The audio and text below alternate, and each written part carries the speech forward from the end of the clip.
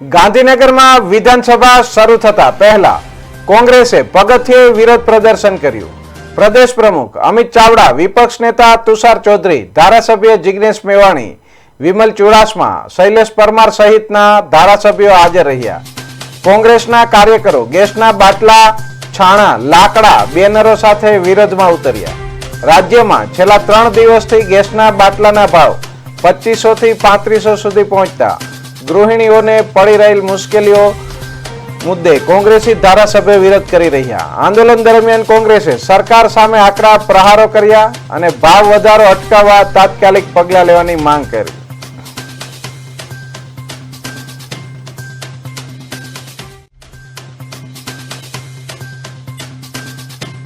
સામે સરેન્ડર થઈ ગયા છે. કદાચ એપ્સ્ટીન ફાઇલનું કારણ હોઈ શકે કે બીજા કોઈ ધંધાદારી કારણ હોય, પણ જે રીતે સરેન્ડર થયા એના કારણે આજે આખા દેશમાં ગેસની અછત સર્જાઈ છે. પહેલા લોકો નોટબંધીમાં લાઈનોમાં ઉભા રહ્યા, કોરોનામાં દર ભટક્યા, આજે ગેસની બોટલ લેવા માટે દર ભટકી રહ્યા છે. આપણા ગુજરાતમાં પણ આ ગેસની તંગીના કારણે આજે સિરામિક ઉદ્યોગ બંધ થઈ ગયો છે. પાવર લૂમ્સ હોય કે બીજા ઉદ્યોગો બંધ થઈ ગયા છે. અનેક ડેરીઓનું ઉત્પાદન અટકી ગયું છે.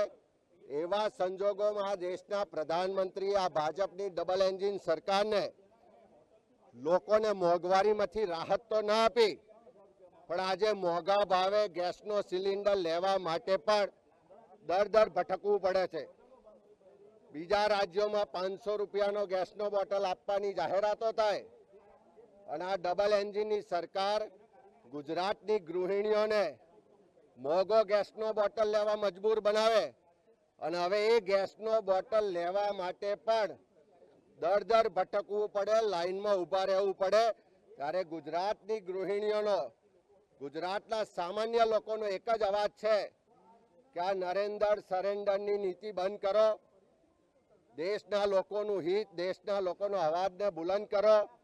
તાત્કાલિક એલપીજી હોય કે પીએનજી હોય કે બધા જ ગેસ ને પેટ્રોલિયમ પ્રોડક્ટ્સની પૂર્તિ કરો. તમને બધાને ખબર હતી કે આ યુદ્ધની પરિસ્થિતિ થાય છે, તો એવા સંજોગોમાં અહીંયા અછત ઊભી થશે તો આટલા દિવસ સુધી શું કામ એક શબ્દ પણ ના બોલ્યા? આજે દેશના લોકો લાઈનોમાં ઊભા છે અને પ્રધાનમંત્રી ચૂંટણીઓમાં ભાષણો કરે છે.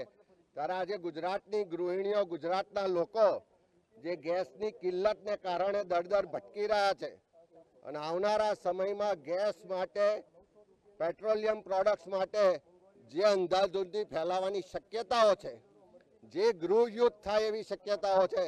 વિધાનસભા સત્ર ચાલુ છે ત્યારે કોંગ્રેસ દ્વારા વિધાનસભાના પગથિયા પર વિરોધ કરવામાં આવ્યો છે. કયા મુદ્દાને લઈને વિરોધ કરવામાં આવ્યો છે તેના માટે જિગ્નેશ મેવાણી આપણી સાથે છે. જિગ્નેશભાઈ, એલપીજી ગેસના બાટલા લઈને આજે દેખાવ કરવામાં આવ્યો છે. ગુજરાતમાં અને દેશમાં એલપીજીની, રાંધણ ગેસની ભયંકર અછતનું નિર્માણ થયું છે. જે પ્રમાણે ઈરાન, ઇઝરાયલ, અમેરિકા બધા યુદ્ધે ચડ્યા છે. પેટ્રોલિયમ પેદાશો, ઓઇલ એ ખૂબ મોંઘું થવાનું છે. રાંધણ ગેસની પણ કિલ્લત થવાની છે. કિલ્લત, અછત સર્જાઈ ચૂકી છે. આ બધાથી ગુજરાત અને દેશની સરકાર સંપૂર્ણપણે અવગત હતી છતાં કશું જ કરવા માંગતા નથી. એટલે ગુજરાત અને દેશની ગૃહિણીઓના હિતમાં, સામાન્ય નાગરિકો, સામાન્ય જનતાના હિતમાં આજે કોંગ્રેસ પાર્ટી વતી વિધાનસભાની બહાર અમે પ્રોટેસ્ટ પ્લાન કર્યો છે. ગઈકાલે સરકાર દ્વારા એવું કહેવામાં આવ્યું હતું કે ગુજરાતના લોકોએ ગભરાવાની જરૂર નથી, તમામ ગેસનો પુરવઠો ઉપલબ્ધ છે, પેટ્રોલનો પુરવઠો સ્ટેટમેન્ટ આપવાથી કોઈએ ડરવાની, કોઈએ ગભરાવાની જરૂર નથી. આવું એક સ્ટેટમેન્ટ આપવાથી પરિસ્થિતિ બદલાતી નથી. પરિસ્થિતિ શું છે આપણે જાણીએ છીએ. તમે ઉત્તર ગુજરાત, દક્ષિણ ગુજરાત, મધ્ય ગુજરાત, સૌરાષ્ટ્ર, કચ્છ, સુરત, બરોડા, રાજકોટ, અમદાવાદ, કોઈ પણ શહેરમાં, ઇવન જ્યાં વિધાનસભાનું મકાન છે ગાંધીનગરના 30-31 સેક્ટરમાંથી કોઈ પણ સેક્ટરમાં જઈને ગૃહિણીઓને પૂછો, સામાન્ય નાગરિકોને પૂછો, એ કહેશે. અને અમારી તો માગણી એ પણ છે કે બાજુના પાડોશી રાજ્ય જ્યાં ભારતીય જનતા પાર્ટીની સરકાર છે, રાજસ્થાનમાં 500 રૂપિયામાં સિલિન્ડર આપો છો, તો ગુજરાતમાં પણ 500 રૂપિયામાં સિલિન્ડર આપો. ગુજરાતના લોકોને એટલી રાહત મળવી જોઈએ. તમે ખાલી પડેલા સરકારી પદોમાં ભરતી કરતા નથી. તમે ફિક્સ પગાર આઉટસોર્સિંગ કોન્ટ્રાક્ટની નાબૂદી કરતા નથી. નર્મદાની કેનાલોનું નેટવર્ક મળતું નથી. ભૂગર્ભ જળ જે ઊંડા ગયા છે ઊંચા આવતા નથી. આટલી ભયંકર પરિસ્થિતિ, તેમાં આટલી પ્રચંડ મોંઘવારી આવી શિક્ષણ મોંઘું, ભણતર મોંઘું, તેલનો ડબ્બો, ગેસનો બાટલો, બાળકોની ફી, દવાખાનાના બિલ, ટ્રાન્સપોર્ટેશન, આ પ્રચંડ મોંઘવારીની વચ્ચે નરેન્દ્રભાઈનું નામ એપ્સ્ટીનમાં આવ્યું ઓર સમાધાનો કરવા પડી રહ્યા છે. એટલે જેટલા એમના સમાધાન એટલો ગુજરાત અને દેશની સામાન્ય જનતાના કચ્ચર ગાણ નીકળી જવાનો છે. છેલ્લા 3 દિવસથી અમદાવાદ છે, ગાંધીનગર છે, રાજકોટ જેવા શહેરોમાં જે ગેસના બાટલા જેના 25 સુધી 3500 સુધી ભાવ બોલાવી રહ્યા છે, કાળા બજાર થઈ રહ્યા છે. તમે જ કહી રહ્યા છો ને, તમે જ કહી રહ્યા છો. તમારા સવાલમાં જ જવાબ છુપાયેલો છે. આ જ ગુજરાતના લોકો કહી રહ્યા છે અને આ જ વાતને વાચા આપવા માટે અમે પ્રોટેસ્ટ કરી રહ્યા છીએ. જે ચોક્કસ જે પ્રમાણે કોંગ્રેસ દ્વારા જે પ્રોટેસ્ટ કરવામાં આવી રહ્યો છે, વિરોધ કરવામાં આવી રહ્યો છે કે ભાઈ ગેસની જે અછત છે તે હજુ વધારે સર્જાવાની છે, તેને લઈને ગુજરાતની પ્રજા જાગૃત થાય તેના માટે આ વિરોધ કરવામાં આવી રહ્યો છે. ક્યાંક ને ક્યાંક સરકારને જગાડવાનો પણ આ પ્રયાસ છે. કેમેરામેન કરણ દરજી સાથે વિરેન મહેતા, ગાંધીનગર. યુદ્ધનું શરૂઆત થયાના દિવસોમાં જ ગેસના બાટલા ઉપર જે પરિસ્થિતિ પેદા થઈ છે, ઊંઘતી સરકારને જગાડવા માટેનું અમારું આ પ્રદર્શન છે. જે બાટલો કોંગ્રેસની સરકારમાં 450 રૂપિયા મળતો હતો અત્યારે 1100માં મળે છે. એટલે હાલની પરિસ્થિતિમાં એ જ ગેસનો બાટલો 1500 થી 2100 રૂપિયામાં વેચાઈ રહ્યો છે. ગૃહિણીઓ હેરાન થઈ રહી છે, વેપારીઓ હેરાન થઈ રહ્યા છે. સરકાર, ઊંઘેલી સરકાર જાગે એને જગાડવા માટે અમે આજનું પ્રદર્શન કરી રહ્યા છીએ.